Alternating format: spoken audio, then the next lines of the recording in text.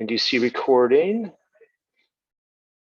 We'll go live on Facebook.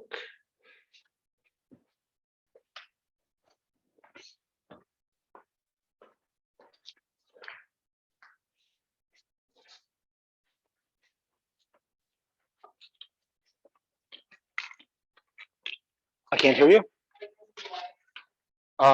We are going live. So we have trouble getting your pages back. Restore session. Good.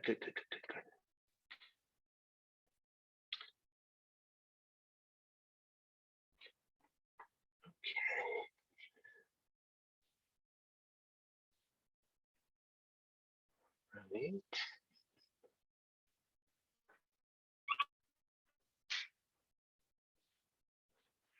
Live on Facebook. Stand by, please.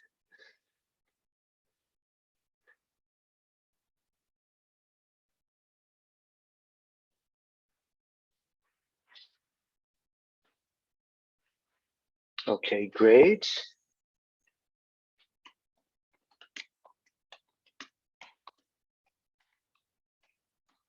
Okay, great. Go live.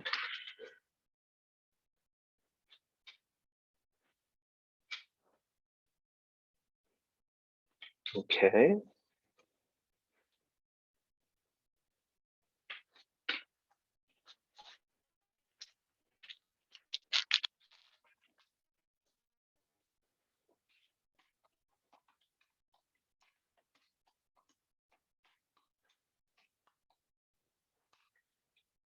Okay.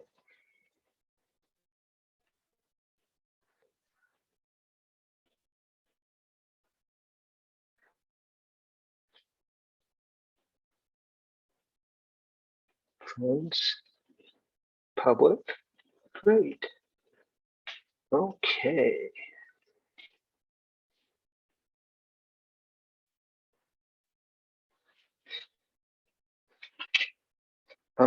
So let's see.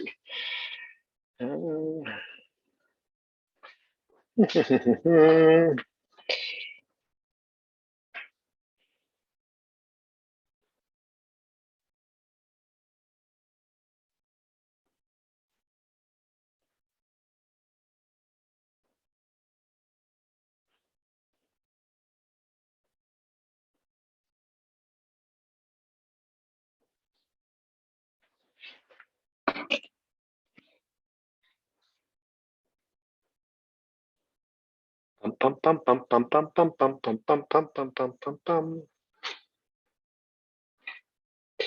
Bum bum bum bum bum bum bum bum bum bum bum bum bum bum bum.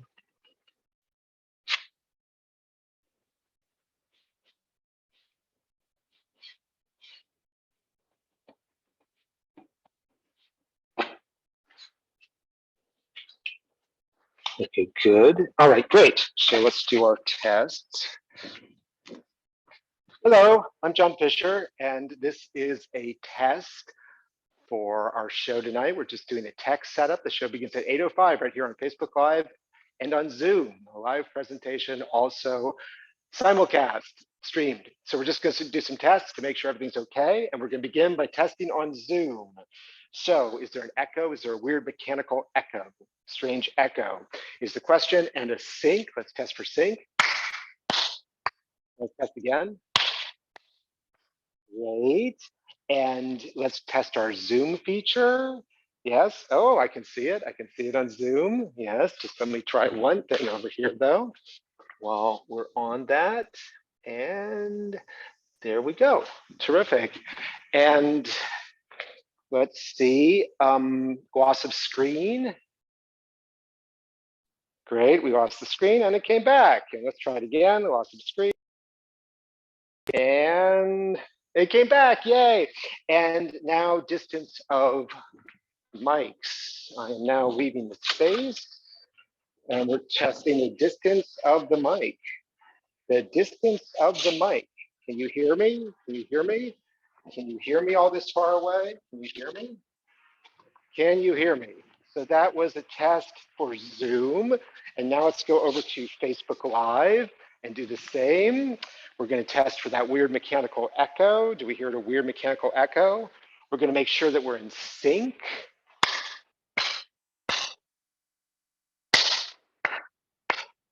And we're going to do our Zoom feature, which I'm seeing now on Zoom on Zoom, but hopefully we'll see it on Facebook. Good. Loss of screen. Yes, there it goes. And it looks like it came back. I'm still looking at Zoom though. Can you try it again?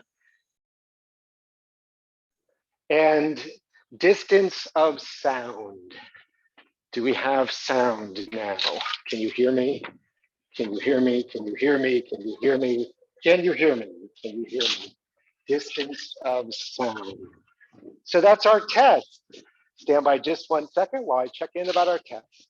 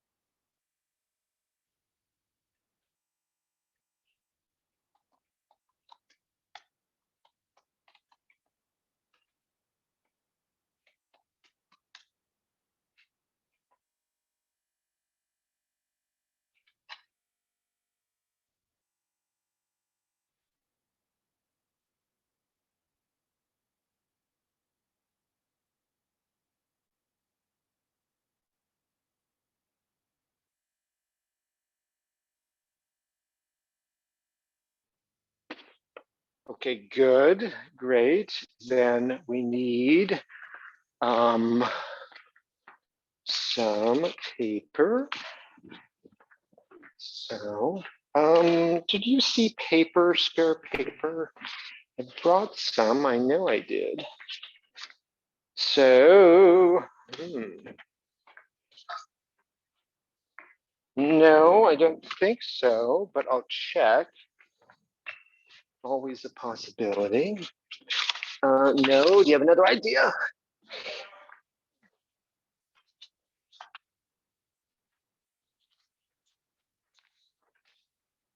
Hey.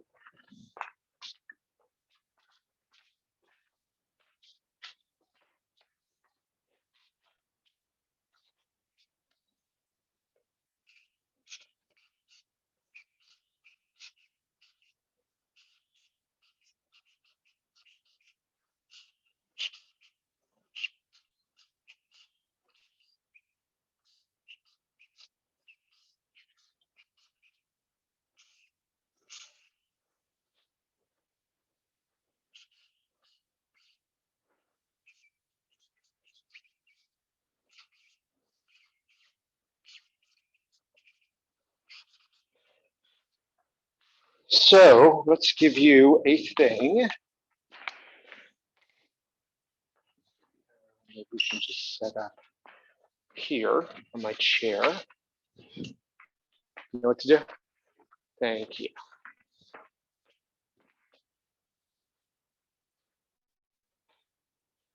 And do you see that we're recording and on Facebook Live?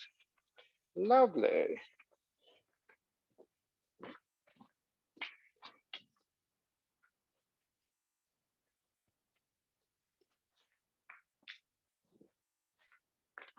So do you need something? Do you have something in your bag? Great.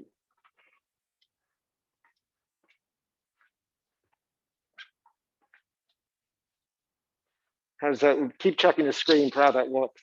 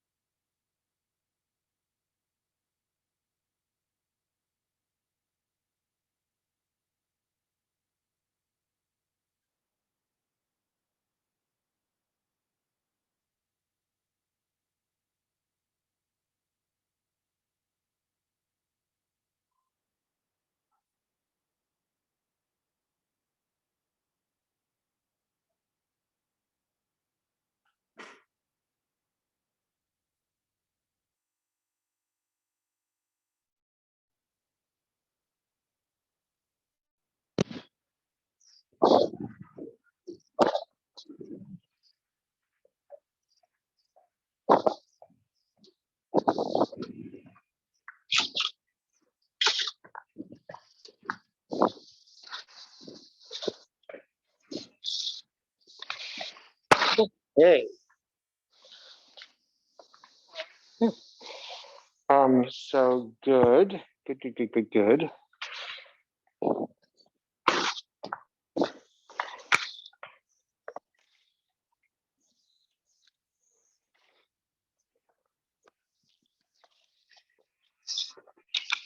Do you see what time it is?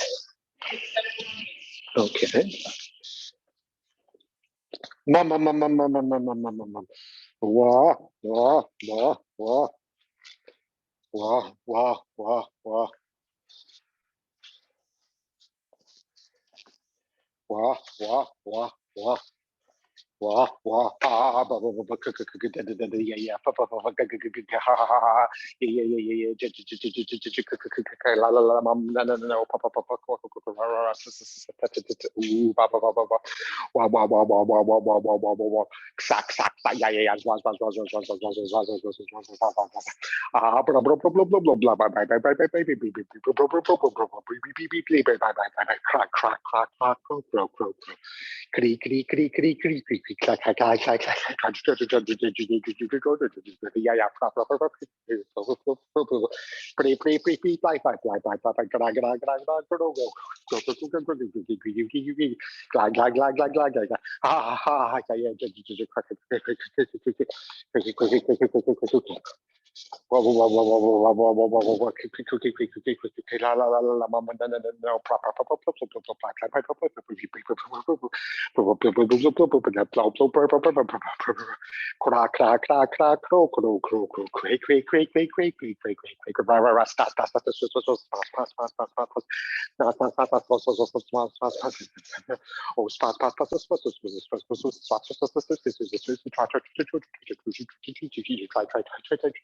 ooh, blah, blah, blah, blah, blah, blah, blah, blah, sack, sack, sack, sack, sack, sack, yeah, yeah, yeah.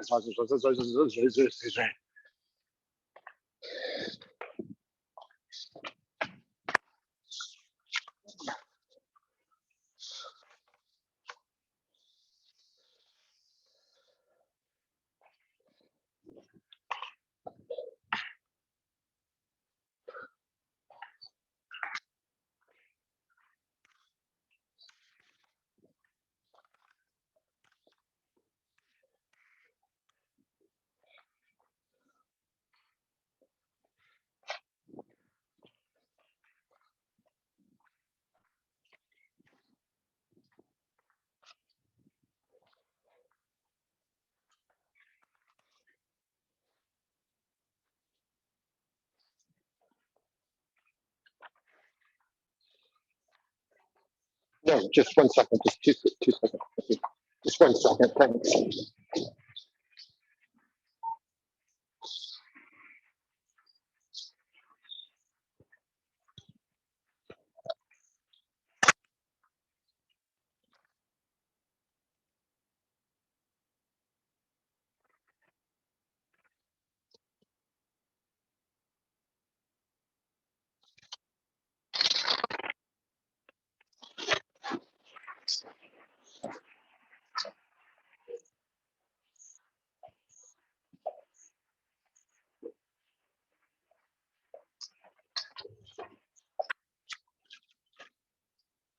So you all set? Yeah. Okay.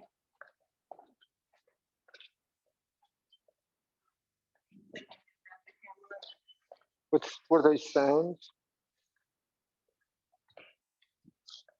That's something we need to worry about. Am I messing up something you had laid out here?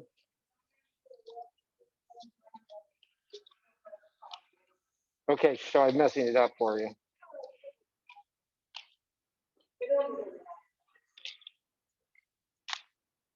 Okay. So you don't see anything on this that we need to worry about that I'm pointing to? Yep, looks good. Okay.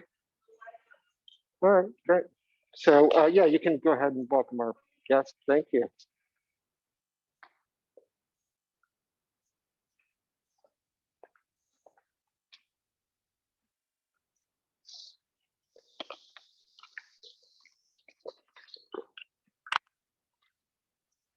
Hello, welcome back.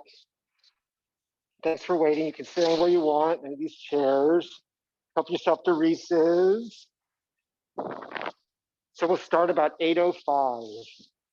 Yeah, thanks for coming.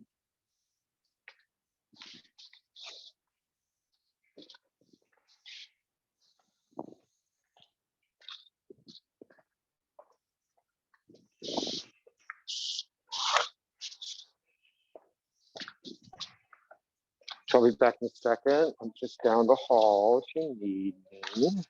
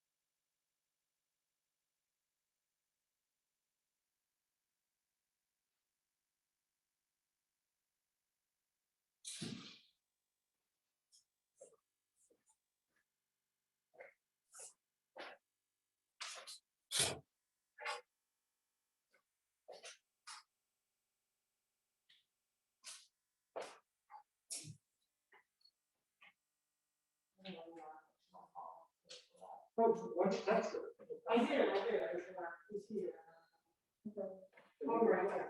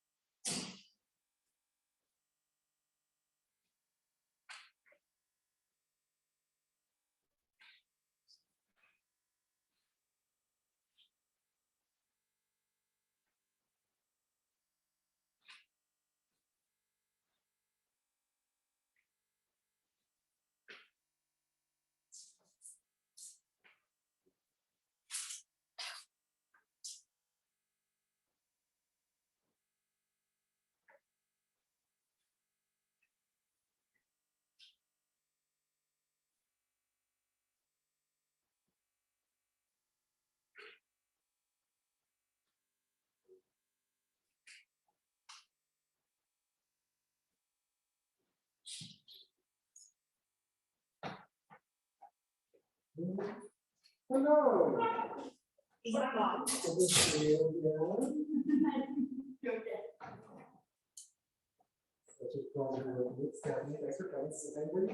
Okay.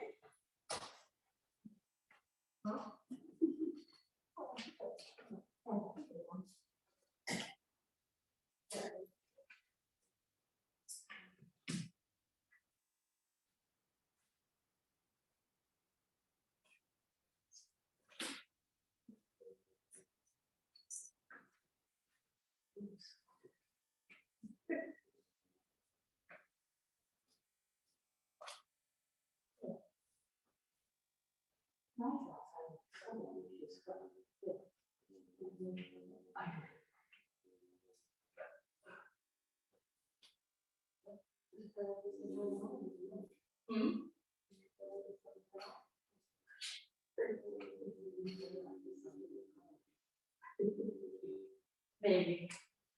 Well, but I will.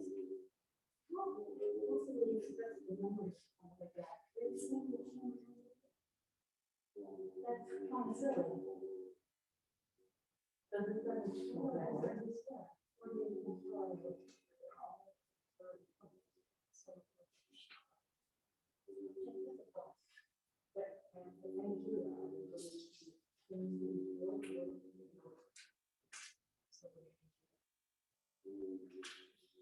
Yeah, but in order to get here, we went from the east side to the west side.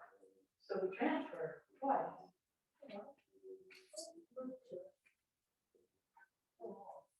But the whole didn't, and it didn't make sense last night, and it made sense. Huh? Huh?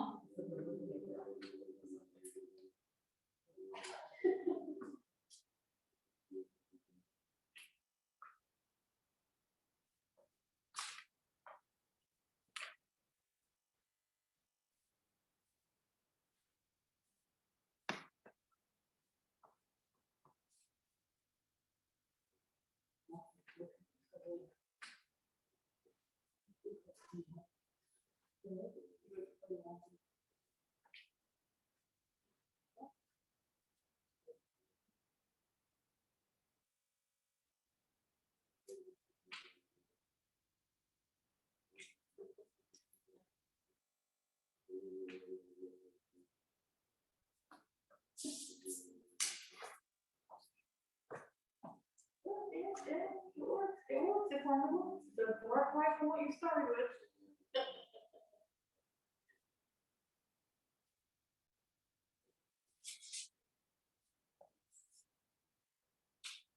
There you go. Do that, Jeff. Do that, Jeff. There you go. There you go. You're just doing the arms. Well, yes. You're something. You got your body into it.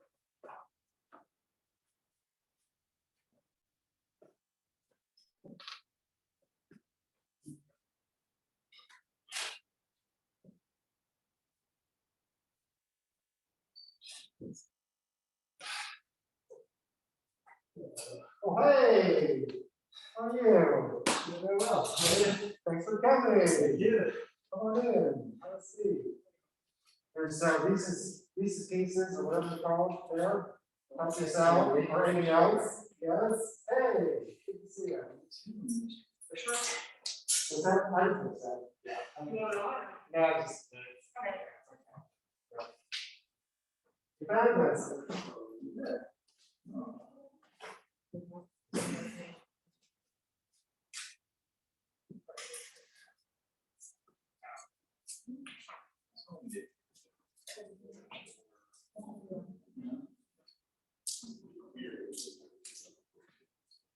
You know, just because he wants to put you in that position doesn't mean you should just stay there. No matter how much it is. Oh.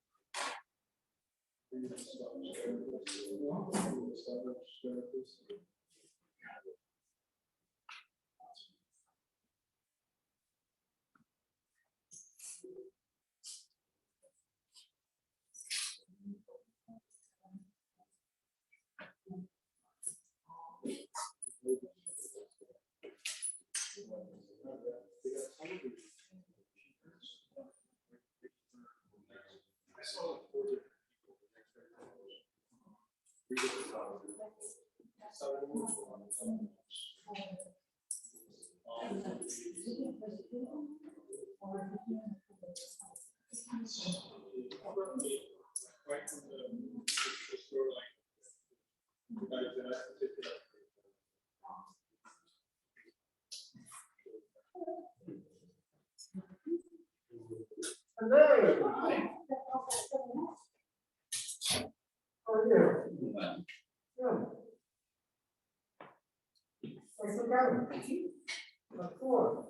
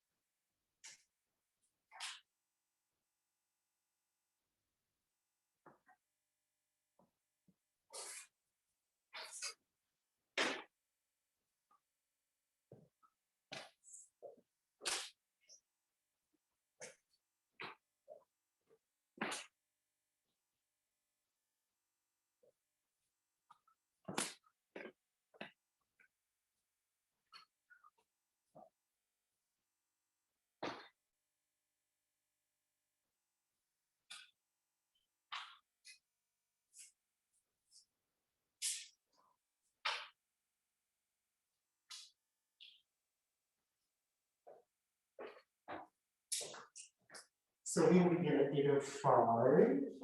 You have noticed that Reese's help yourself and somebody's apples. I know.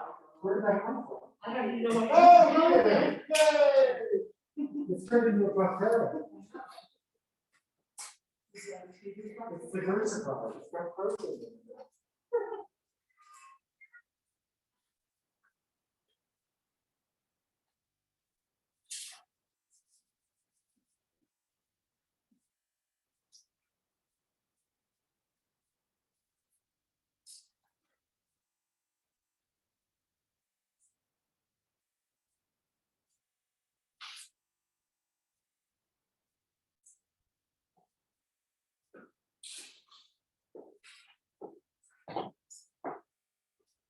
No, oh, hi. Yay. You can add some rows if you want. Push them together. Yeah, we're not first couples. Here. We love couples. Yes. Big couple. Just, yeah.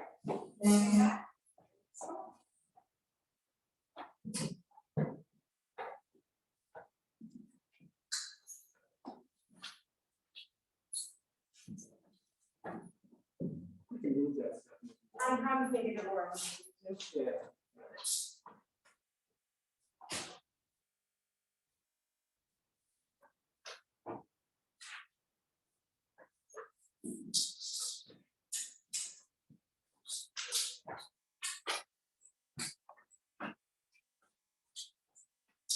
Hello, oh, hi, come on in. You consider you want, you can put chairs together if you want. Yeah, sure. Hey, Mr. Kelly. Good John. John. Thanks for coming.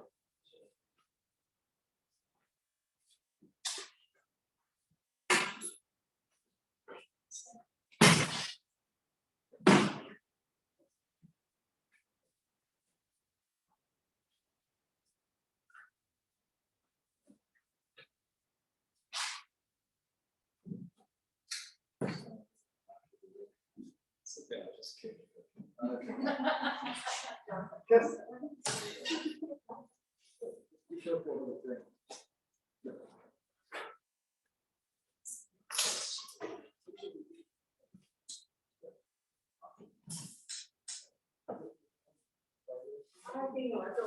Okay.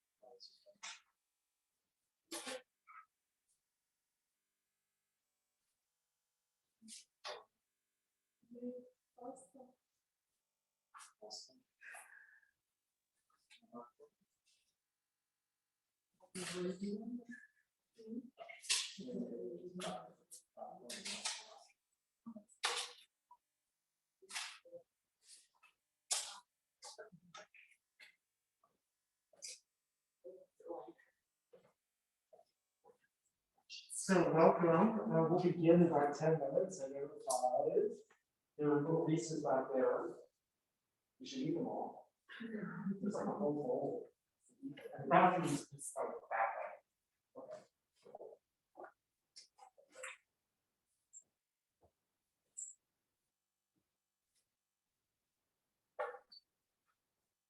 John, is like a 4-hour. Emissions? No, it's like 3 year emissions, so, yeah, you can stretch out on the floor. You can be during or. scrolling up to you. Yes, yes.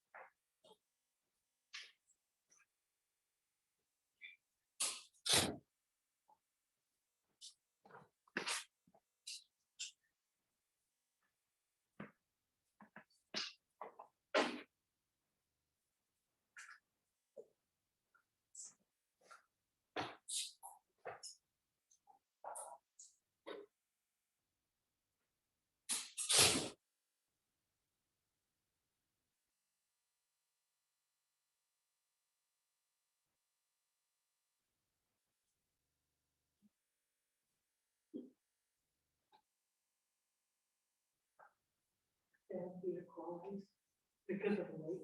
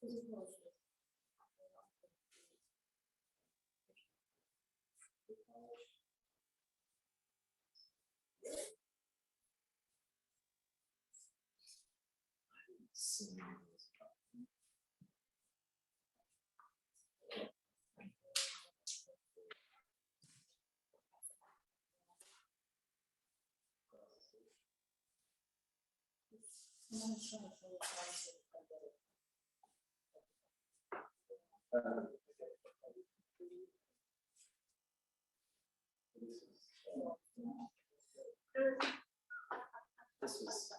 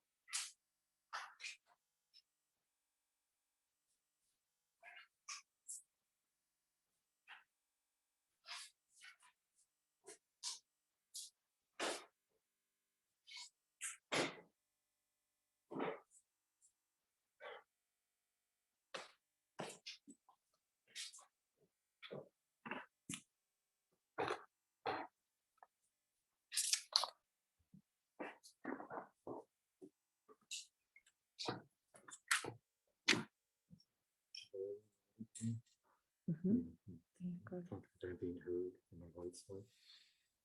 Yeah.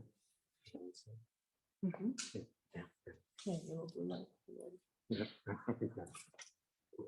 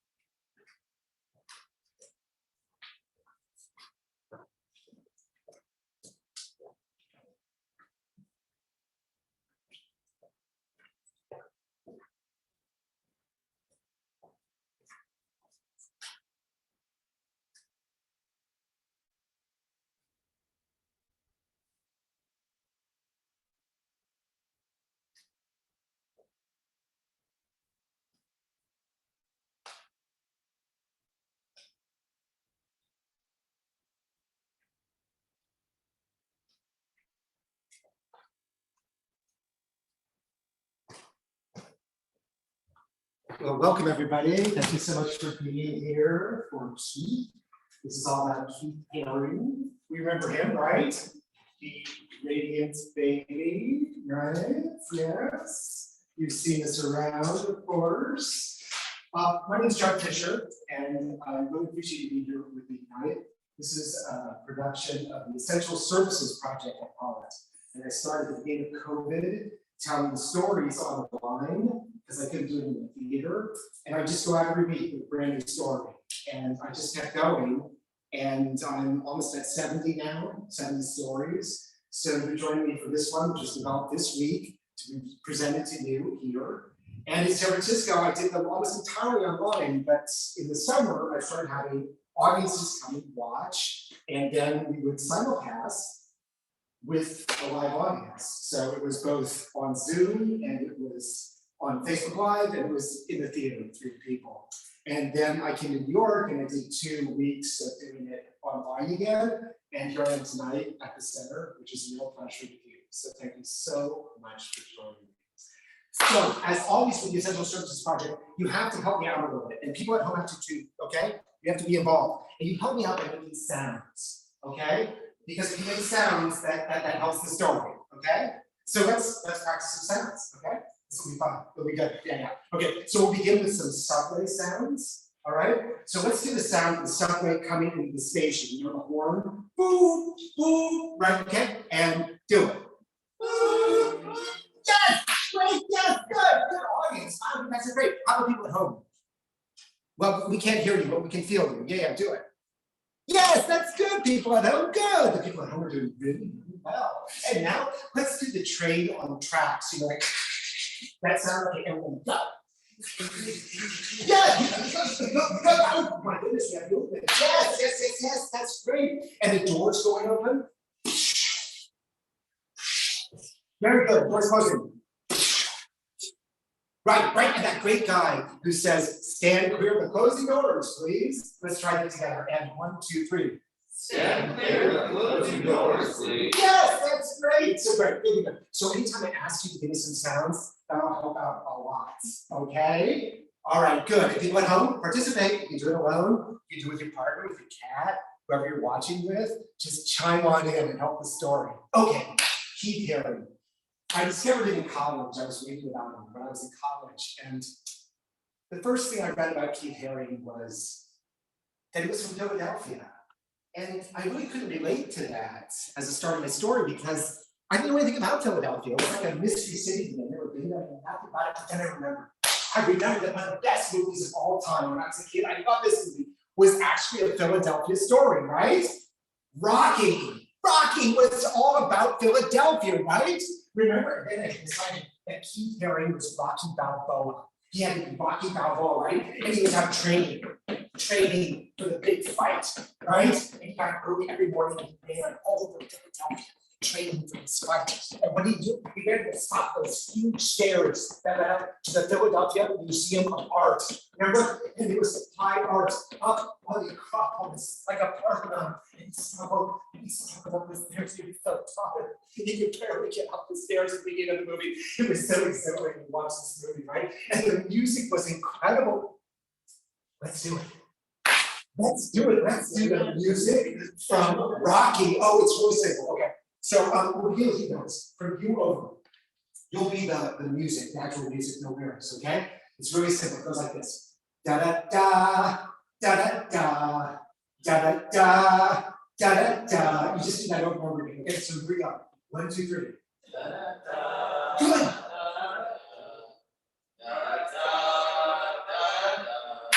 Good. Okay, hang on to that. We'll come back to it. Now you guys are the lyrics, okay? So these are the lyrics. Trying hard now, getting hard now. Those are actually the lyrics. Trying hard now, getting hard now. Okay, so let's try it. 1, 2, 3. Trying hard now, getting hard now. Yeah. Keep going. Trying hard now, getting hard now. Good, great. I got this like pretty straight. Okay, so we're gonna put it all together. So you guys are gonna go da da da, trying hard now, da da da, getting hard now, da da da, trying hard now, da da da, getting hard now, right? That's how it goes. Then you go that way, you have to come here. So here we go. 1, 2, 3, now. Da da da, trying hard now, getting hard now, hard now. Keep going, that's great! And I'm Rocky Balboa. I'm Rocky. As Keith Haring running all over Philadelphia. I'm running and cheer for me. Ah! Come on, cheer. Ah! I'm Rocky Balboa. I'm the Italian that was working everywhere. And then to the big rock guy. Da-da-da-da-da, da-da-da-da-da-da-da-da-da. Do it. Yeah! Yes! And now I'm running. Listen, you're a kindly grocer who throws me an apple that I'm not one morning. Grocery. No, yeah! Say, yeah, Rocky. Yeah, Rocky. Yeah, I'm Rocky Balboa. And you're the children of Philadelphia. And if I put in the movie, you run after me. So run your cheers. Run your cheers. Get your arms involved. You're catching up with me. I'm an Italian stallion. I go out in front and I leave you all in the dust. Bye-bye, children of Philadelphia. Bye-bye, catching up with me.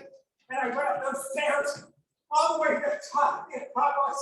And I get up to the Museum of Art in Philadelphia. And it is glorious. The elitism of high art. It is John Rocky Balboa. It is incredible. And I am victorious. Cheer for me. Cheers. I am Rocky Balboa. I am Rocky Balboa. I am a race. And this had nothing to do with Keith Haring's life. This was wrong. I was off the wrong foot. At least it was an art. I know, I could write very good. I was lost, right? I was like in the wrong movie, the wrong feel. I mean, Keith Haring was gay, he was an artist, he was into people. He wasn't Rocky. But I did find something early in his life that I could really relate to. And that's that he liked to sit on his daddy's lap and have his daddy teach him how to be an artist. I thought it was so romantic. So not romantic, but just sort of fun and glorious, right? Because I had to sit on my daddy's lap. Yeah, my dad was an attorney, and I sat on his lap and he would read history, stories from history. And Keith Haring's daddy, he was an engineer. So when he saw his dad's art, his daddy taught him how to draw. Can you be my daddy? Oh. So the way he did this, the way he did this is he would draw a line or something, and then he had to add to it. Oh my God. And then the two are drawing together.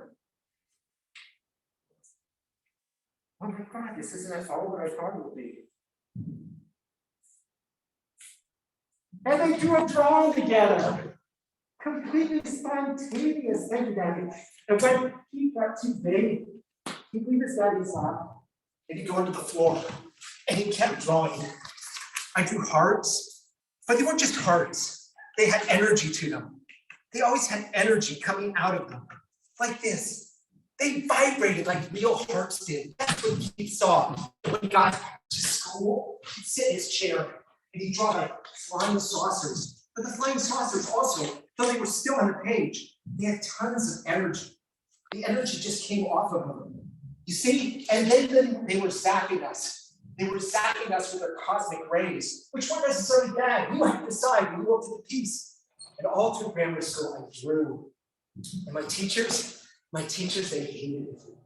They hated it because I was supposed to be doing math. I turned my math over. There's no math on it, just drawings. And I was always in trouble. I said, yeah, but aren't they wonderful? Look at all the energy of my flying saucer. Look at the cosmic rays it's zapping people with. I went off to art school. And it was in Pittsburgh. And art school was okay. I mean, I didn't really believe in schools, but it was an excuse to like be an artist all the time. But one day, I went to hear a lecture. A man named Christo. He came to talk at the Institute of Art in Pittsburgh. It was amazing because Christo wrapped things. I don't know if you know Christo's work, but he would wrap stuff up, right? Can you come up here for a second? Okay, so here are the Arc de Triomphe. Okay? Yeah. Oh, I love that, yes. And Christo would wrap it. The Arc de Triomphe wrapped, right? And he just did this. He just did it, and he's been dead for years. So he just keeps on going. There's no stopping Christo. He's still working, even though he's dead. Thank you. You're wonderful. No, stay up here.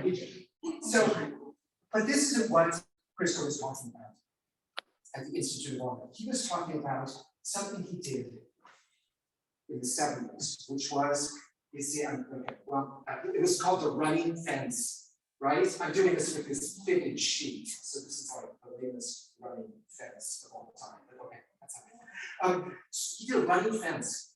It ran from the town of Sebastopol, Northern California, all the way to the ocean and into the ocean, right? It was 18 feet tall and 24 miles long. And it just blew in the breeze. It was assembled by the people, it was for the people, and then it was taken away. Thank you. Yay! Let's hear it for the Christo assistant. But it wasn't so much the art that fascinated me. It was Christo himself talking about the art. It's a running fence. It flows to the sea. And the people see it get built. They see it constructed. It isn't done in a studio where people can't observe. It isn't sold in a gallery where only rich people can come to look at it. It isn't in a museum where people have to pay to observe it. It is outside, constructed so that people can see it being constructed, flowing to the sea, blowing as fabric in the wind, and then it is disassembled. It is art for the people. Life is art, and art is life. And the people are entitled to see and experience it all. And Keith was fascinated. This was the kind of art he wanted to do. Art for everyone. Art is life, and life is art. I was reading about all this in my dorm room at UC Berkeley when I went to college. And I was making my own discoveries. I was discovering that I really liked this guy who lived in the dorm. He was just another boy in the dorms. I just had really strong feelings for him. I don't know what. And I didn't think I was gay. I didn't think that way. I didn't really, I didn't really believe that gay people existed. Like, I thought they were like on TV, or, they're all in Castro, like these guys in these hot pants with handlebar mustaches. I didn't grow up with a mustache. I didn't identify as gay. But I knew I liked this boy a lot. And the best part about it was he liked me a lot. And I always wanted to hang out with him. And then I decided I really wanted to go to New York and see where Keith lived, and maybe see some of Keith's murals that I've been reading about, and see New York and see the grime and the filth and the crime and the danger of it, which is what it was at that time. And so I said to my friend, I said, would you like to go to New York? This would be great. We'll have fun. We'll go there and we'll just explore. We'll go to all the neighborhoods you're not supposed to go to. We'll hang out on the street, go to shows. It'll be great. Well, I don't know, he said. I don't think I can. No, not this summer. Oh, please, let's do it. It'll be fun. We'll love it. I just don't. I don't think I can. Oh, come on. Of course you can. We'll have a great time. Come on. And I pressured him all summer. And I told lots of care everything. We're going to hotel, we're going to flights. It'll be great. And I just don't know. I don't think I can. Sorry. And I kept asking. And finally he said, okay. I talked to my dad and he said, yeah. You'd like me to go? So yeah. I want to go. I was like, yay, that's great. And of course, I didn't do anything. My friend, he booked the flights, he got the cheap hotel room, he did everything, right? And it was great. And we flew to New York City. Now I need a couple of sounds, okay? I need a scream. Who's got a good scream? Who can scream for me? Good, great, I love it. Hang on that scream. When I point at you, I'm going to want that scream for, okay? I need somebody to shout, fuck you, okay? Fuck you. Okay, yeah. Oh, you both can do it. Okay. Fuck you. Okay, great. Okay, so okay. So we arrived in Grand Central. We got off the subway from JFK. We walked down 42nd Street, and the first thing we heard was, Fuck you. And we were there. We were so happy. We made it to New York to live. It was so exciting. We walked out to our hotel room. And it was the most Fleabag hotel you've ever seen. And it was great. It was so small. One of us had to sleep on the floor. And we couldn't open the front door because there's always somebody in the way. So we both had to stand up and move over to the safe to open the front door. It was great. And the best part about it was it had a bakery on the ground floor. Actually below the floor, below the sidewalk, one of those subterranean storefronts. Except it wasn't just a bakery. It was a pornographic bakery. I never even seen that before. Yeah, no, it did. No, it had like boob cakes and like a scrotum brioche and testing scones. It was so well modeled. I mean, and this wasn't in Chelsea. No, it wasn't in like healthy. No, it was on the Upper East Side. Like they needed a pornographic bakery. It was great. I was so happy. And we began to explore the city. And we were just the best things we ever saw. Were just stuff on the sidewalk. We see people with beat boxes. Remember those old fake beat boxes? It was so crazy, so silly. I had like 6 of these things. They were really heavy and they looked really efficient, but they always broke, right? And they had like a cassette player with the speakers, right?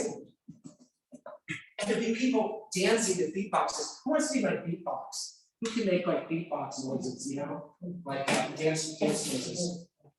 Yeah, great. Oh, that's wonderful. Okay, good. Can I put this over your head? Yeah. Does that fit? Yeah. Oh, I want to be able to see the speakers. That no one can see it back. Okay, good. So this is very Keith Haring. You're going to want you to like lock with your arms like this and do the beat. Help her out with the beat. Here we go.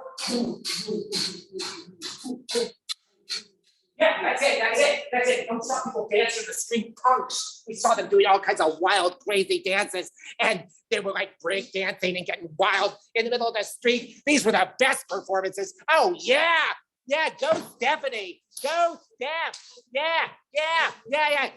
Oh, cool, Stephanie. Yeah, give her a round of applause. Yay, Steph. That's the box ever. Can anybody break dance? Can anybody throw themselves on their back and sit up and And my friend and I, we would just see these things and we'd be like, wow, how cool, wow. And then we walked down to the Lower East Side, and we were walking around, and this guy dropped an orange from the top of a 20-story building, and landed on top of a parked car, and the windows went. And we were like, wow, how cool. Like you've seen that. Wow. And they had a 99-cent Whopper sale that summer at Burger King. 99 cents. We ate Whoppers all summer. It was great. Wow. How cool. Wow. It was wonderful. We were having the best summer. Meanwhile, Keith had a job delivering packages. So he was riding the subway everywhere, delivering packages. Give me some subway sounds. I need that horn. Boop, boop. Good. And the wheels on the tracks. And the doors. And that great announcement. Yes! I love the subway. I loved it because the people were so interesting. Sometimes I'd be headed someplace and I wouldn't get there because I just want to stay on the subway and look at people, right? And I loved the graffiti. The graffiti was so great because it was innocent, it was young, it wasn't trained artists doing it, it was just kids who had no training, they were just impulsive. Remember that show, Welcome Back, Kotter? And at the beginning they had the subway cars covered with graffiti. Welcome back, welcome back, welcome back. For the names have all changed since you hung around. And that's when I developed my concept of the radiant child. The radiant baby, because a baby is colorblind. A baby isn't socialized. It's completely impulsive, completely creative. Everything it does has no filter. And that's what I saw. That's what I saw on all that graffiti. No filter. It was just amazing that way, nothing between you and the impulse of the artist. The only problem was it was on the outside. You could only see it when you were on the street. You looked up and the subway was above ground. What when the subway was below ground? Just one of those people saw you couldn't see the graffiti usually. I thought, how do we get the graffiti inside the subway? Well, of course, there's no place to do it because it's all plastic and metal. Those aren't good platforms for paints and stuff. Nothing was flat, it didn't work. And then one day, the subway arrived at the station. I stood up. Act like subway drivers, you know, you're slumping your seats. You should be slumping your seats. Yeah, that's it. Right. And the usual bored. Yeah. No, it's not really bored. It's like a combination of exhausted and please don't run at me. Yeah, that's good. Yes, very good. Good. Now, how about the sound? So I stood up, train stopped, and the doors opened, three doors. I stepped out, I heard that announcement. And the doors closed. Or, and the train took off. I was looking at all those advertisements. I looked at them every day. You don't even become obsessed with the advertisements. You just stare at them. You wait for them to change. And eventually they do. And you know everything about them. They had such power. But in between them was blackness. They put up black paper when the subway hadn't gotten a new advertisement to put up. There was all this black paper there. I realized what works on black paper? Chalk writes on black paper. So I ran upstairs, up to the streets, and I ran to our store. They had some chalk, and I ran back down to the subway, and I went up to one of those pieces of black paper.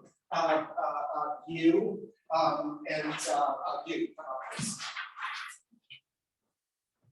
Hold this up for me. Yeah. Good. And you guys are like ads. You're like ads. So you're like bodybuilding, or good. And you're like for vodka, booze or something. Yeah. That's like for tea, booze. There's tea. That's right. So what was the black? And I started to my spaceship on it, just like I got as a kid, right? It had all that energy. And the chalk worked so beautifully on the black, I couldn't believe it. It was sending its cosmic rays down onto the planet and driving all the people crazy. Maybe they were inspired. I don't know, you got to decide. I was working on my work of art, and all of a sudden I realized there were all sorts of people standing and staring at me. I got very self-conscious. I was like, oh my God. People are staring at me. What am I going to do? And then when I was done, They applauded. And then they walked away, smiling. They didn't look afraid anymore, tired or exhausted. Something had changed. I thought, this is great. Oh my God, this is what Craig was talking about. Performance. I'm performing the creation of it. People are getting to see the creation. They're getting to see the art. It's not all in some museum or some studio. And it won't be here tomorrow. It disappears. So have a unique experience. This is art for everyone. Like this art, artists like exactly what Chris was talking about. And I remember get somebody to document it. Archive. I got a guy to take pictures of you all the time. And then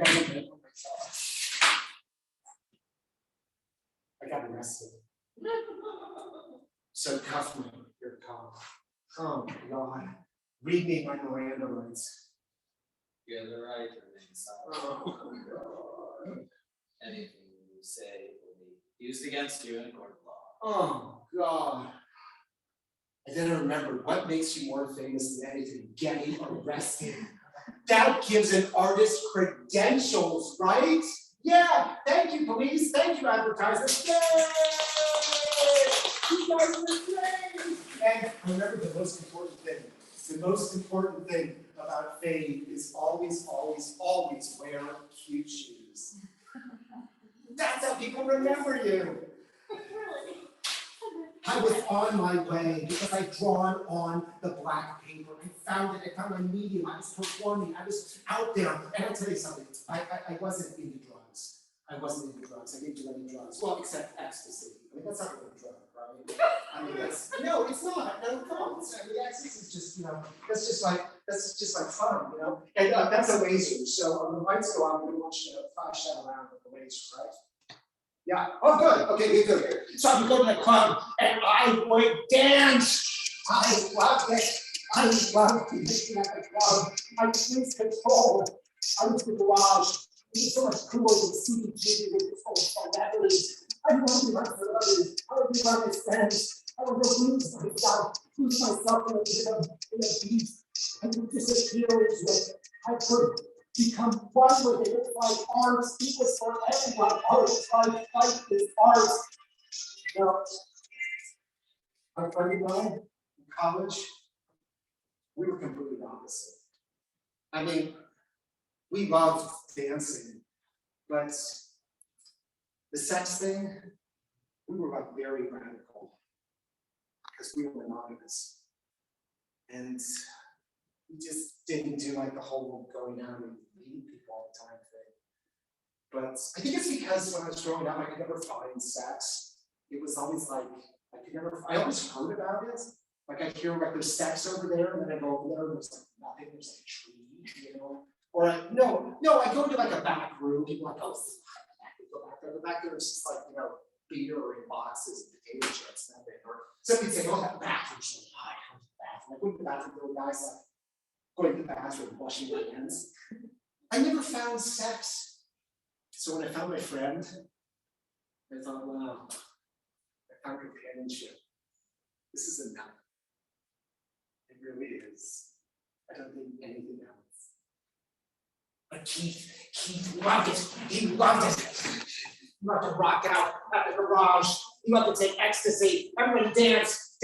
Just move your arms. Yes, that's it. And rub against each other. Just rub. Well, be careful. It's COVID, so socially distanced rubbing. You're on ecstasy, but it's safe ecstasy. Yeah, I see some touch notes there. You're a couple, that's fine. Yes, great. Couples can touch. Yes, right. But sort of rub at a distance. And that's great. I was so proud to be an openly gay man. I was proud of my friends and lovers were in race, creed, color. Who was I to judge?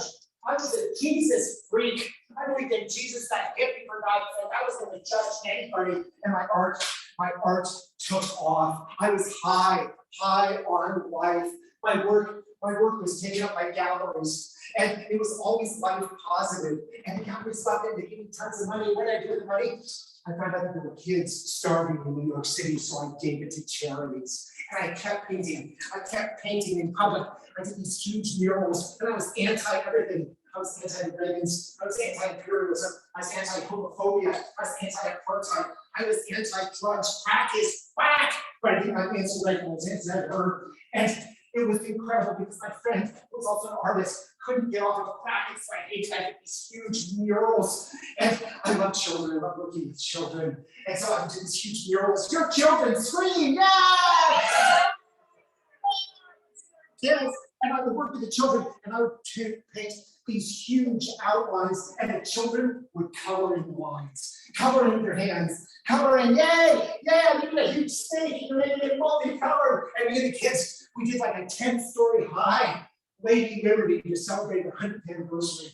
And I went to Berlin and painted 1,000 feet of the Berlin Wall in yellow, black, and red to symbolize what I knew would happen soon, the reunification of Germany. I just knew it. I knew that was in the cards. And I drew these outlines, the kids filled them up. And I did performances like one of my shirts, a 13-hour performance. And I just stood in the club with my paintbrush, painting while people danced and drank and did ecstasy and watched me paint. Watched me paint these huge slashing lines. I could fill a space. People said I could balance the space perfectly without ever planning. It was incredible because everybody was supporting me about my art, and I was supporting them. Life is art. Art is life. And then I opened up my pop shop. My pop shop was designed so that everybody could own my stuff. They didn't have to go to a gallery and pay millions of dollars for it. They could go and get a shirt, a button, a bag, shoes. That was Keith Haring. It was official, it was cheap, and people said I was being over commercial. I said, I don't care, I want people to be able to get my stuff. I want them all to be able to own what they want, and I was fine. I was fine. Nothing could stop me. I worked constantly, day and night, because I thought something was going to end soon. And then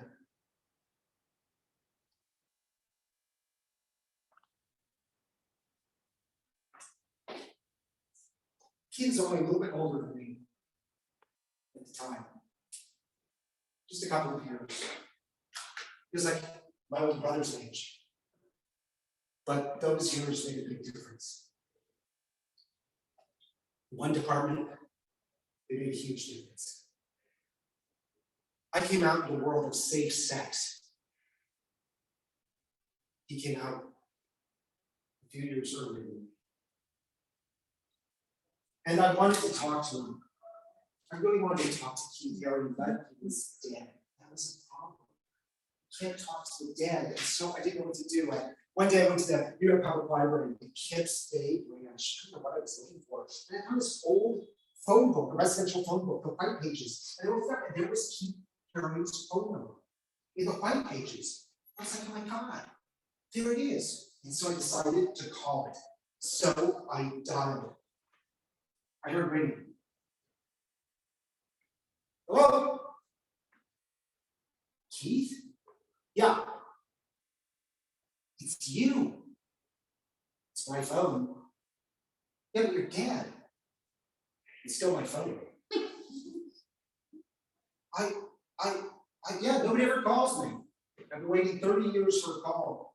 Haven't gotten one. Yeah, but probably because you're dead. I still have to get phone calls. What can I help you with? Oh, wow. I just had a question for you. I want to know, it's a dumb question. I know that. I know it's a dumb question, but I just want to know how you felt specifically. What did it feel like when you were diagnosed? Yeah, well, yeah, that's a pretty dumb question. It felt like everything I ever thought I would write. I always felt I had a limited amount of time, and it just confirmed it. The only thing that was surprising to me is just how little time I actually had. My work got very dark, apocalyptic. It didn't lose its joy, it didn't lose its energy, but my AIDS was reflected in my work. So where are you now? Are you like in heaven? No, I'm on the phone. It's funny, it's hard to relate to somebody else's death, somebody you didn't know. It's hard to feel anything real, like saying you're feeling something, when in fact, I'm not really convinced you are. I mean, you can feel things for people you don't know, but it's not the same as feeling things for people you do. If I could have everybody thought of someone that we were very close to, what it was like to see them go. Before COVID, my mom would go. I went saw her in a little bed as she died. She was struggling to breathe. She couldn't get enough oxygen. She didn't know anybody was there. She was like a pitiful creature trying to get air.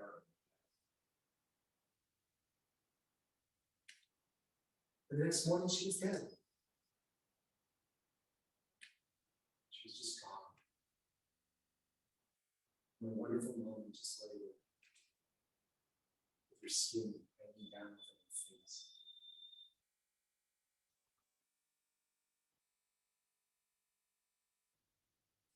Does anybody want to share what they thought of?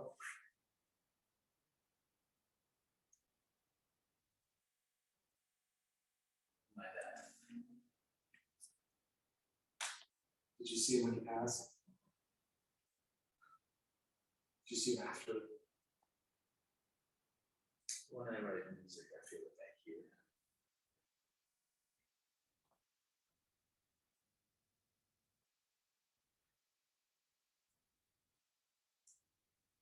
Thank you. Anybody else? My best friend passed away on Sunday. This Sunday? It was completely unexpected. No one knows what happened. He just got sick, and the next day was home. We were able to see it before you. I had to watch his funeral on a Zoom screen, but I did see him in the casket. And then they closed it, but so that was the last time I saw him. But yeah, so I guess I did in a sense.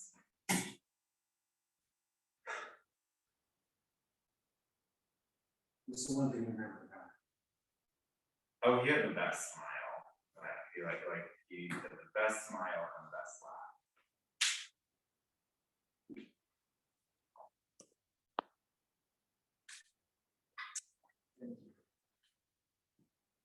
There was a movie, another Philadelphia movie, which was actually about AIDS. It's called Philadelphia. And so there was another attempt to find out what Philadelphia was all about. And when I saw it, I was immediately struck by one of the actors in it, Jason Bergbarns, who always reminded me of my daddy. My daddy looked almost exactly like him, that beautiful white hair, gruff voice. And my daddy was an attorney. And Jason Bergbarns was playing an attorney. My daddy was very successful as an attorney. He had his law firm. Jason Bergbarns is like massively successful with his law firm. And when Jason Bergbarns finds out that his prize associate, his star attorney, is gay and has AIDS, he says, "He brought AIDS into our office. He brought it into our ministry. My God, how dare he? How dare he?" This one's like one that I could take watching. It's like, what would my dad have done if I told him I had AIDS? But you know what? Again, that movie, that was not Keith's story. That was not his story at all. His story was very different. So let's have a moment of silence. Moment of silence for Keith Haring. No. He would not want that. He would hate that. Silence equals death, right? He died of AIDS. He was a member of ACT UP. That was his slogan that he painted on a huge mural. Silence equals death. ACT UP. If he thought that we were being silent and forgetting what he died of, dying of AIDS, he would be ashamed of us. He would be angry. He would be furious. No, he fought back against AIDS. He railed against the government. He railed against Koch and Reagan and the people who didn't help African Americans with AIDS and the people who didn't help any minority with this hated disease. He railed against them. And he pleaded with gay men to practice safe sex with sex positive, but you've got to be safe. And he put it all in his artwork. And his artwork remained positive and make life positive, but he railed against people who denied that AIDS was killing people, murdering people, and the government was making it possible. He was furious about it. And he wasn't, as it turns out, that different from me. I had a partner. His name was Juan de Bos. He used to take care of me, cook my dinners. He made it so that I could create my art. And then I watched him die of AIDS.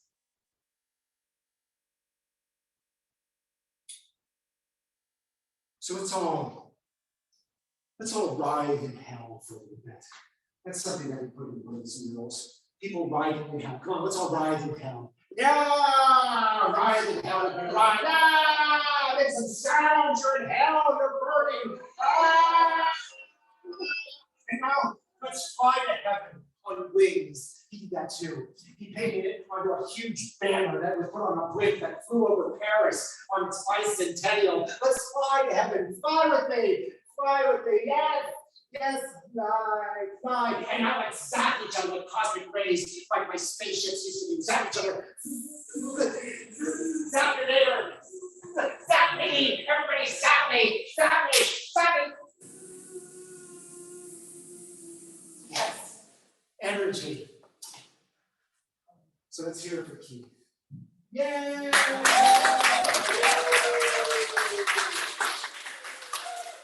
Okay, there's one more movie set in Philadelphia. That's a great movie. You probably remember this. I'm sure you know it. The Sixth Sense, right? And do you remember what the big line from that movie is? I see dead people. Yes, people don't die. Crystal is still creating art. Keith is still selling art. It's everywhere. You can see art all over this city. His mural, right?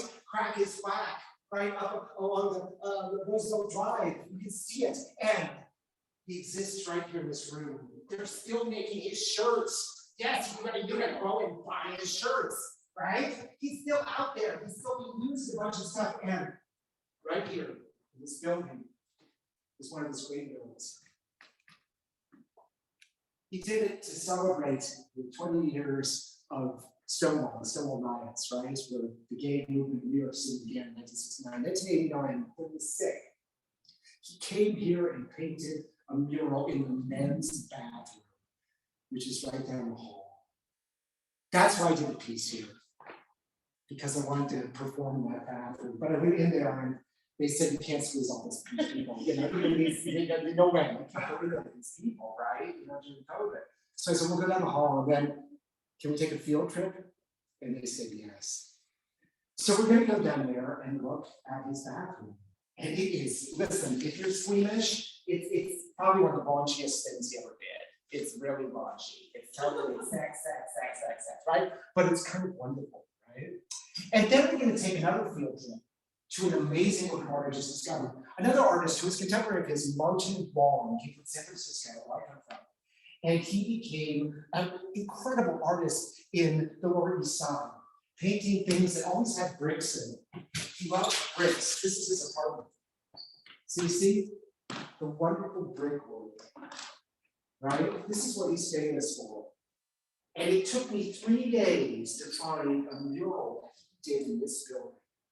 And again, if you're like squeamish about things, this mural might be a little much for you. But I think you'll be okay, right? You're all adults. I think so. Okay, so let's go on a field trip. And we'll begin by going to see Keith Haring's novel. It's called Once Upon a Time. That's the name he gave to it. Because once upon a time, before AIDS, this is what the sex life of gay men was. I think you can read this stuff. Really, I will read this stuff. Okay.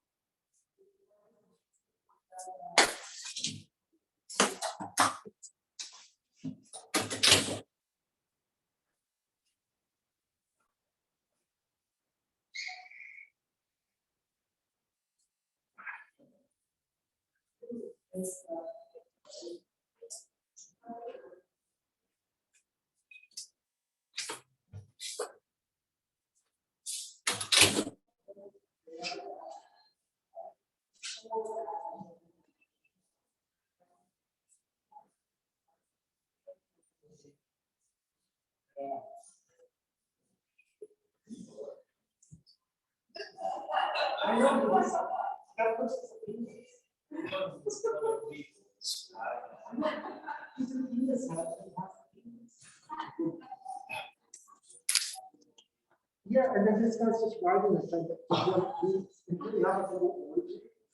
Right. 1989. So our next visit is Martin Wall. Okay, so he was dead less than a year after this was done. He died on February 16th, 1990. So this was May 27th. So dead less than a year later. So the next piece is Martin Wong. And what you have to remember about Martin Wong is bricks. He loved bricks, right? And he wanted his painting to be where the bricks were. And that, of course, is in the estate area, right? But he also liked painting it there because he knew that his mother would never see it.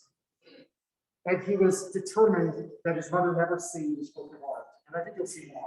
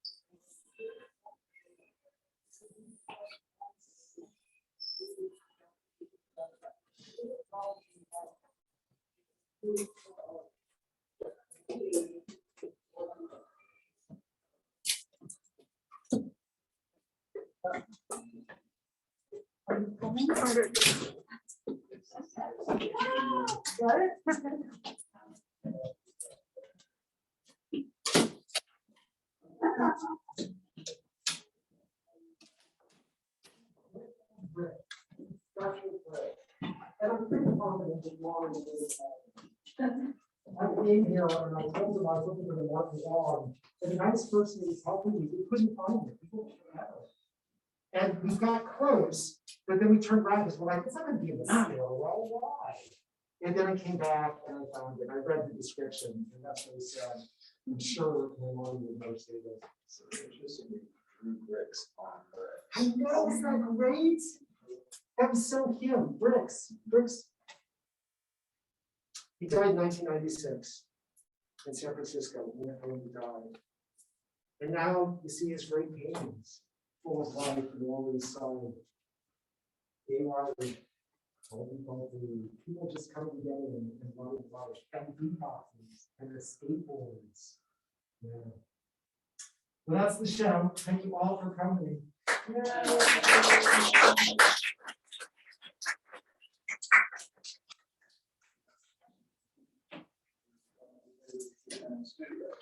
I have it.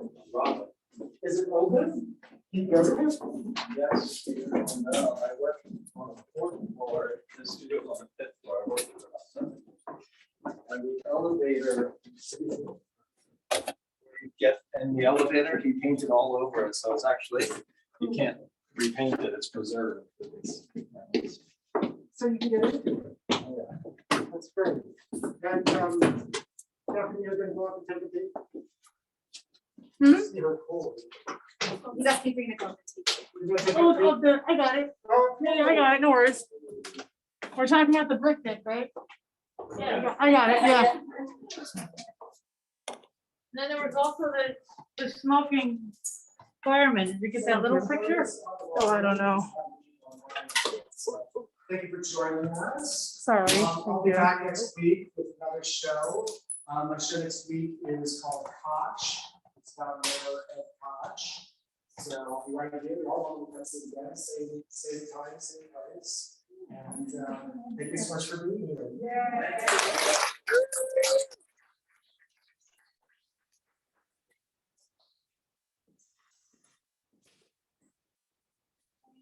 Inspiring job. Thank you.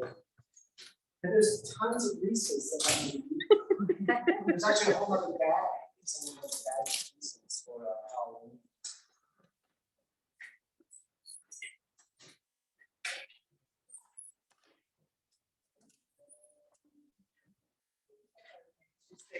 The people around saying, so she's looking at my work. Sorry. Otherwise, I would type it back. Yeah, I mean, I'm still kind of wrapping my mind around it. So these were Like that. these were the And they're quite like, and I was thinking about it, I actually a few years ago, found it like. and they're not exactly. I said it was that. So I'm glad. Something like that. You're dead. Thank you for participating. I didn't want to go there. So Some of the things. Wait, what? Oh, yeah, no, I feel you. Because I know I started crying. And I didn't feel like. That's the exciting about being in New York. Well, it's out there. Yeah, and the part about being in New York the first time, like all the time. Oh, my butt. Totally like fascinating. Are you still going? That was my. Yeah, I'm not. Oh. It's still- Yeah, Yeah. yeah, that was, it's focused. Yeah, right. New York, old New York branch. Well, great. I'm so thankful. Yeah. I didn't know I had the boombox on. That's funny. Everybody else. Your boombox. Thank you. I really couldn't hear anything in there because I was also boom, boom, boom, boom, boom, boom. So.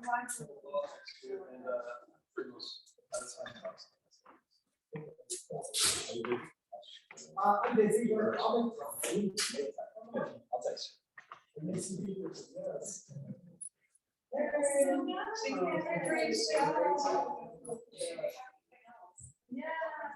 Hey, Tina, it's so nice to meet you. Thanks for being here. It's a pleasure having you. I'm done.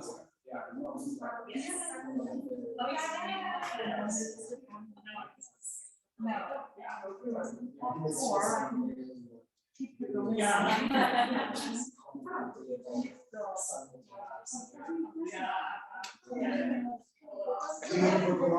Yes, I do, yeah. Are you here for long? Yeah.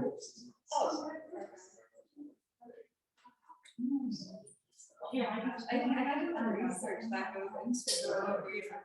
It's a pleasure. Yeah. I get bored reading.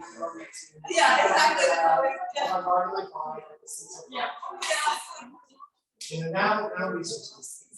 That's, yeah, fun almost. Yeah, it's like, yeah, it's just Yeah. another, I'm just gonna big picture. Yeah. And you always need to hear the same thing over and over again in front of stuff. Yeah.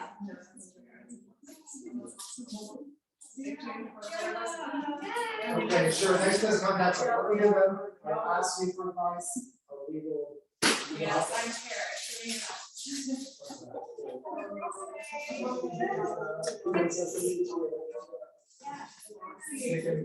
Oh, Oh my gosh, so nice to see you.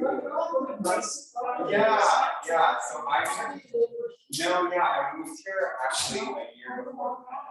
So I've been here for a little while. Yeah, I saw that this is happening, I was like, oh my god, I have to go see John. Yeah.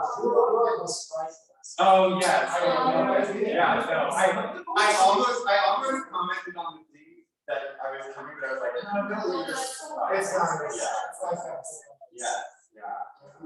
I'm good. Just kind of, I work in a school now, so Texas. I was in Kansas. Kansas. Yeah. Right. Yeah. Hi, It's been great. I love New York. I live in Astoria.